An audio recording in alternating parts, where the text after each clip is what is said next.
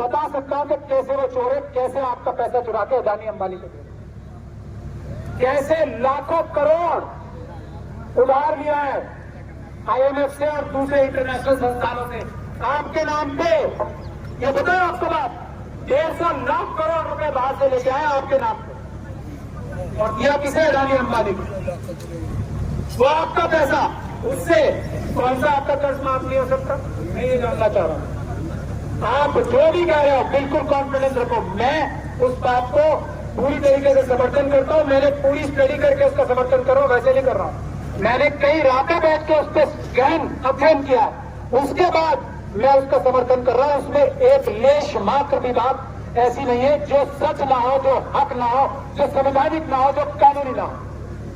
बस मुझे आपसे यही कहना था, हम आपके ऋणी हैं। एक आवाज पर देना, वकील एक नहीं, देश के प्रधानमंत्री, देश के और आपके पड़ोस के राज्य के मुख्यमंत्री खट्टर साहब, वहां के चीफ सेक्रेटरी, वहां के DGP, यहाँ के चीफ मिनिस्टर, कैबिनेट मिनिस्टर, प्रधानमंत्री, चीफ जस्टिस ऑफ इंडिया, यहाँ के हाईकोर्ट के जज, सारे आपके नौकर हैं, देश की जनता के नौकर हैं। मैं ये आपको साफ साफ बताने आया।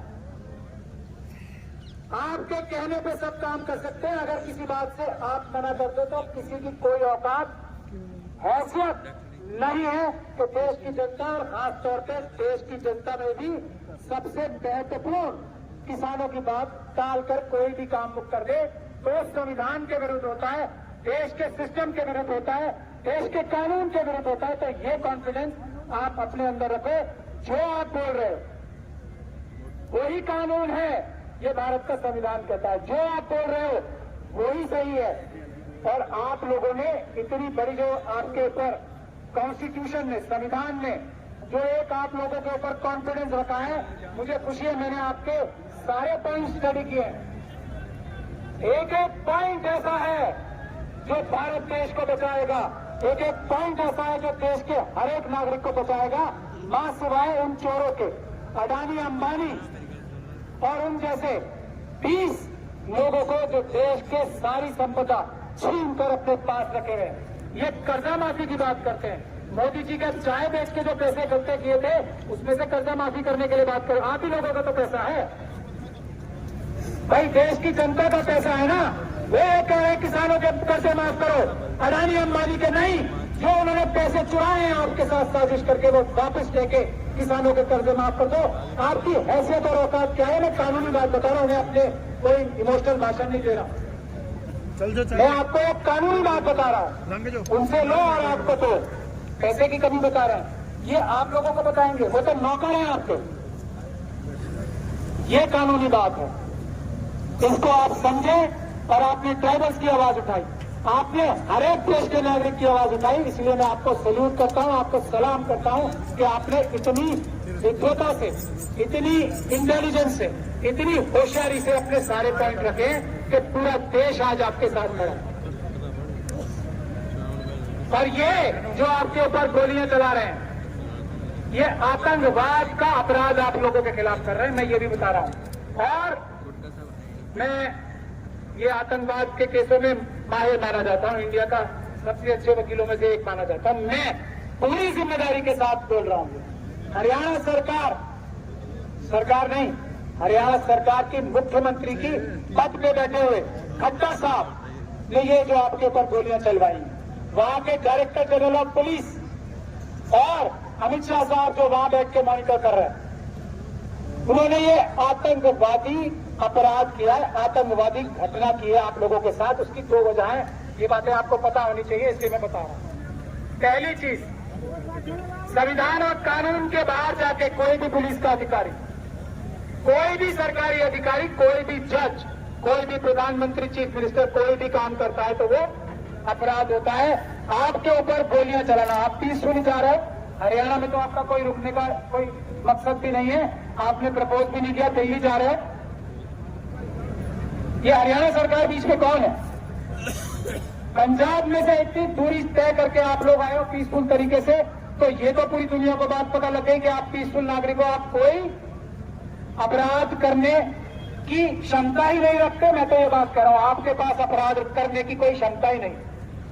पहली बात, ना आपने इतने लंबे रास्ते तक आज तक कोई भी अपराध नहीं किया, आपने ना आपने किया कोई अपराध। ये दोनों चीजें तथ्य है कानूनी रूप से।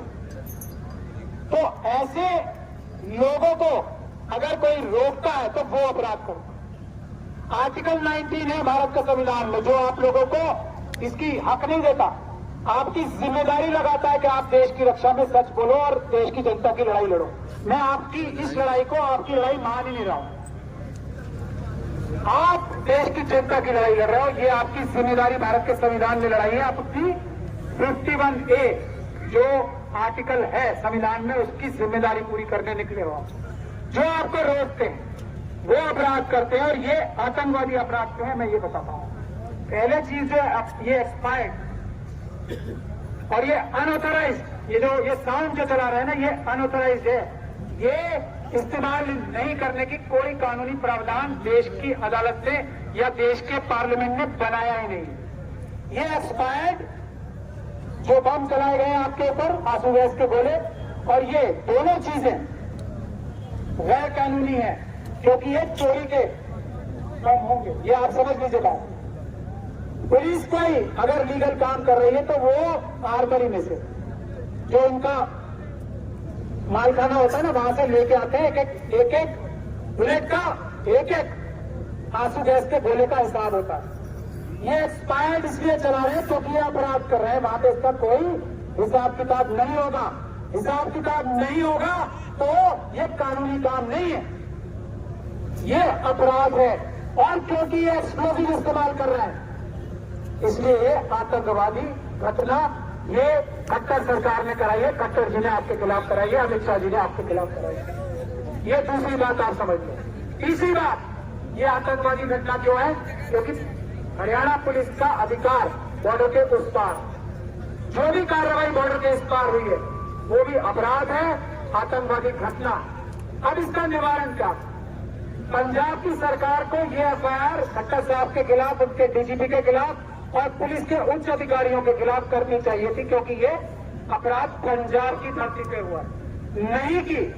तो पहला काम आपको ये करना चाहिए, मजबूत, हम लोग भी आप लोगों के साथ हैं, जो आपकी लीगल टीम है, अगर आप चाहें तो उसमें हम भी मदद कर सकते हैं आपकी, हम आए भी इसलिए दूर से चले।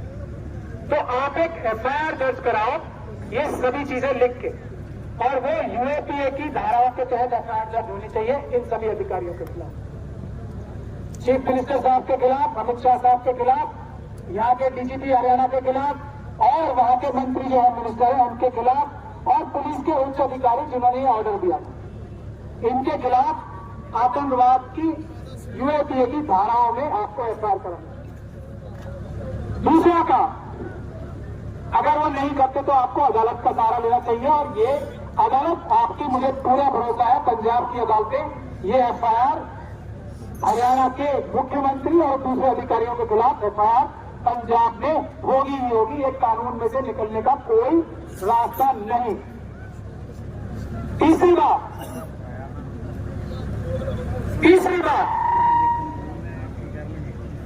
अब ये मैं हरियाणा की पुलिस को बता रहा हूं, उनके उच्च अधिकारियों को नहीं, क्योंकि वो भ्रष्टाचार के माध्यम से या लालच के माध्यम से अपने जूनियर अधिकारियों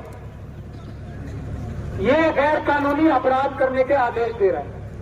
मैं हरियाणा पुलिस के अगर वो लोग जो कांस्टेबल हैं, जो सब इंस्पेक्टर हैं, जो इंस्पेक्टर्स हैं, जो अपने उच्च अधिकारियों के कहने पर ये गैर कानूनी काम कर रहे हैं, उनको मैं कानूनी सलाह भी दे रहा हूं और कानूनी वार्निंग भी दे रहा हूं। ध्यान से सुन ले, प्रेस के माध्यम से भी दे रहा हूं। ये आपके अधिकारी अगर आपको गैर कानूनी ऑर्डर देते हैं तो भारत का संविधान ये कहता है आप अपने उच्च अधिकारी का कोई भी गैर कानूनी ऑर्डर मानने के लिए बाध्य नहीं हो। अगर आप कोई भी काम करोगे तो आपके खिलाफ भी एफआईआर दर्ज होगी, कानूनी कार्रवाई होगी। एक आम अपराधी की तरह छोटे छोटे कांस्टेबल जो है उनके ऊपर ये काम करेंगे। अपने दोस्त वकीलों से ये बात पूछ लेना और उन्हें बता देना कि न्यूरेमबर्ग ट्रायल्स का जो कॉन्सेप्ट है, मैं ये हरियाणा पुलिस के जो पुलिस अधिकारी हैं उनकी जानकारी के लिए बता रहा हूं। न्यूरेमबर्ग ट्रायल्स का कॉन्सेप्ट अच्छी तरीके से समझ लेना।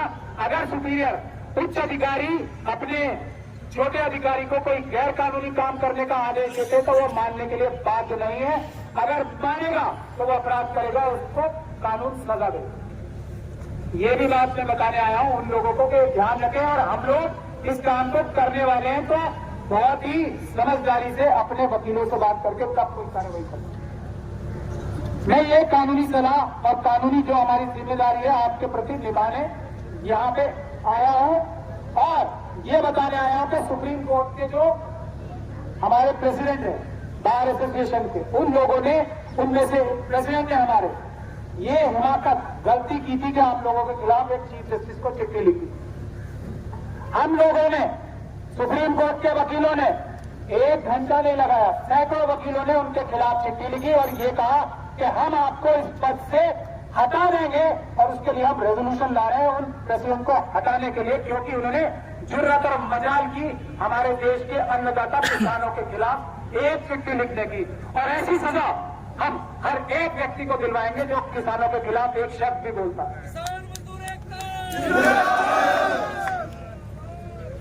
तो यही बातें करने हम आपसे आए थे। हम लोगों का दिल आपके साथ है। हम दिल्ली में हैं, दिल्ली में बहुत सारे आंदोलन चल रहे हैं। आप लोग अगर हमें आदेश करोगे, अगर आपको रोका भी जाता है, मुझे लगता नहीं कि आपको ज्यादा देर रोक पाएंगे, क्योंकि आपकी इतनी बड़ी संख्या और आप एकदम पीसफुल तरीके से चल रहे हैं। ये आपका सबसे बड़ा हथियार है, पीसफुल तरीके से जो आप चल रहे हैं। सबसे बड़ा हथियार आपका शांतिपूर्ण ढंग से मार्च है, तो ये आपको रोक नहीं पाएंगे दिल्ली आने तक। अगर किसी वजह से इन्होंने रोकने की कोशिश की तो हम आपके आदेश का इंतजार कर रहे हैं। हम दिल्ली के अंदर किसानों का आंदोलन, किसानों की आवाज उतनी ताकत से बुलंद करने की कोशिश करेंगे जितनी आप हमसे उम्मीद करते हो। ये भी मैं वादा करता हूं।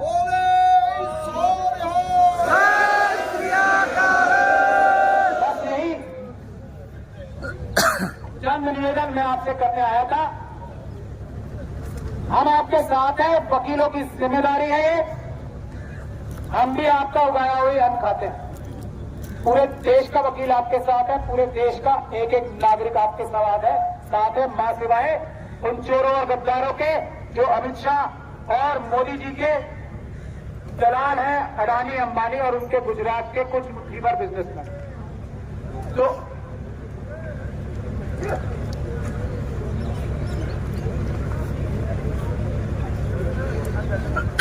एक बात मैं धन्यवाद करता हूं साथी का, एक बात आप और समझ लो कि ये जो कोड ऑफ कंडक्ट लगता है इलेक्शन का, ये आपके उन नौकरों के लिए लगता है जो चुनाव लड़ रहे हैं। उनकी सारी ताकतें छीन ली जाती है, पॉलिटिकल पार्टीज की, कैंडिडेट्स की, ठीक है, कि वो कोई बेईमानी, लूट जो अब तक करते आए हैं वो नहीं करेंगे, कोई भी। और ये बंदिश कोई भी न्यायपूर्ण आवाज उठाने के लिए आंदोलन करना, आप देश की रक्षा करने के लिए जो आंदोलन कर रहे हो, या कोई भी व्यक्ति कोई छोटा आंदोलन भी कर रहा है, आप तो देश की रक्षा के लिए आंदोलन कर रहे हो। कोई छोटा आंदोलन भी हो रहा है तो उसपे चुनाव आयोग का कोड ऑफ कंडक्ट बिल्कुल नहीं लगता, 0% भी नहीं लगता। ये भी बात आप ध्यान से सुन लें। कोड ऑफ कंडक्ट लगता है पॉलिटिकल पार्टीज पे कि अब कोई आप बेईमानी नहीं करोगे, चोरी नहीं करोगे, ठीक है। तो ये बात अपने दिमाग में एकदम साफ रख लो। आपके ऊपर कोई बंदिश नहीं है, देश के किसी भी नागरिक के ऊपर कोई बंदिश नहीं है, पॉलिटिकल पार्टी के लोगों के ऊपर भी कोई बंदिश नहीं है कि कोई वो ऑर्डर पास कर सके। अगर सरकार ये भी माना लेती है ना कोड ऑफ कंडक्ट, तो आप धोखा मत खाना। वैसे आप लोग तो समझदार हो, बड़े दिल के हो, आपने मोदी जी को माफ कर दिया।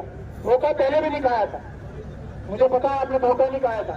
आपने झूठे को झूठे के घर पहुंचाने का काम किया, क्योंकि मोदी जी की एक ही गारंटी है, वो कभी सच नहीं बोल सकते। एक ही गारंटी है उनकी।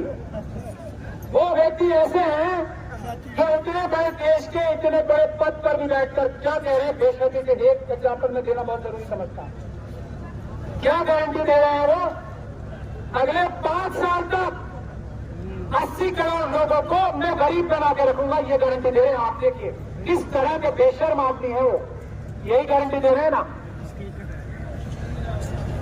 यही गारंटी दे रहे हैं। 5 साल तक 5 किलो अनाज गरीबों को दूंगा मैं, मतलब 5 साल तक देश की जनता के 80 करोड़ लोगों को, मतलब आधे से ज्यादा लोगों को गरीब बना के रखने की गारंटी दे रहे हैं और बेशर्मी के साथ रोज उसका एडवर्टीजमेंट करा रहे हैं हजारों करोड़ रुपए का।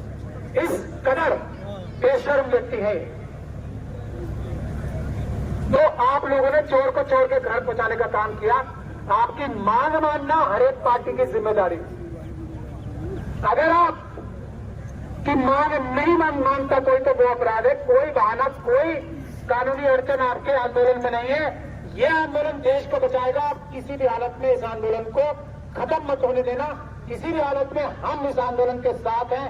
कोई कानूनी अड़चन नहीं है और कोई कानूनी अड़चन कोई बताता है आपको तो हम लोगों से आपके जो वो है हमसे बताएंगे। हम उसके ऊपर डिटेल आपको एक लीगल ओपिनियन भी बना के दे देंगे। पूरा हम आपको कानूनी ओपिनियन सलाह बना के दे देंगे और वो हम आपके लोगों को दे देंगे जो आपको पढ़ के भी सुना देंगे। लेकिन कोई भी बंदिश है ही नहीं। जो बोलता है वो झूठा है, आरएसएस का आदमी है, बीजेपी का आदमी है। कोई बंदिश नहीं है। आप संघर्ष करो। पॉलिटिकल पार्टीज को भी संघर्ष करना चाहिए आपके साथ आके सभी। उनके ऊपर भी कोई बंदिश नहीं है। आपका आंदोलन में सरकार कोई चोरी नहीं कर सकती। सरकार आपका एमएसपी है 10 की 10 मांगे। अगर चुनाव की घोषणा भी हो जाती है तब भी अनाउंस कर सकते हैं। उसको रोक नहीं है कोई। अगली सरकार जो आएगी, अगर आप इस सरकार को उखाड़ फेंकोगे तो वो आपसे डरेगी। एक बात ध्यान रखना, कुछ ही महीने बाकी हैं। वो आपसे डरेगी नहीं, कांपेगी और फिर वो काम करेगी जो संविधान के हिसाब से होगा। वो काम करेगी जो आप कह रहे हो, क्योंकि आप हर वो काम कह रहे हो जो संविधान कह रहा है। और जो सरकारें वो काम नहीं करती वो बेईमान है, चोर है। वो लोग जो हैं जो उनकी मांगों को आपको नजरअंदाज कर रहे हैं और आज तक नजरअंदाज करते रहे, वो चोर हैं। और ये भी बात उसमें समय लग जाएगा साबित करने में, लेकिन मैं अभी आपको बता सकता हूं कि कैसे वो चोर है, कैसे आपका पैसा चुरा के अदानी अंबानी को दे, कैसे लाखों करोड़ उधार लिया है आईएमएफ से और दूसरे इंटरनेशनल संस्थानों से आपके नाम पे। ये बताओ आपको बात, 150 लाख करोड़ रुपए बाहर से लेके आए आपके। चाइना और देश के दूसरे दुश्मन देश जो है ना, जो भारत की जमीन पे नजरें गाड़े बैठे हैं, वो बचाने आए हो। और आप वो काम कर रहे हो कि कल जो हमें 10 गुना नहीं 100 गुना महंगा अनाज खरीदवाने की साजिश जो आरएसएस और बीजेपी के लोग कर रहे हो, उससे बचाने के लिए आप जो गोलियां खा रहे हो, आप जो लाठियां खा रहे हो, आप जो आंसू गैस के गोले छोड़ रहे हो, जो खा रहे हो, वो सब अत्याचार जो कह रहे हो उसका धन्यवाद करने में आया हूं दिल्ली से चल के आपसे। इस देश का संविधान जो बाबा साहब डॉक्टर भीमराव अम्बेडकर ने बनाया, इस देश के हर एक नागरिक को उसने देश का मालिक बनाया। उस हिसाब से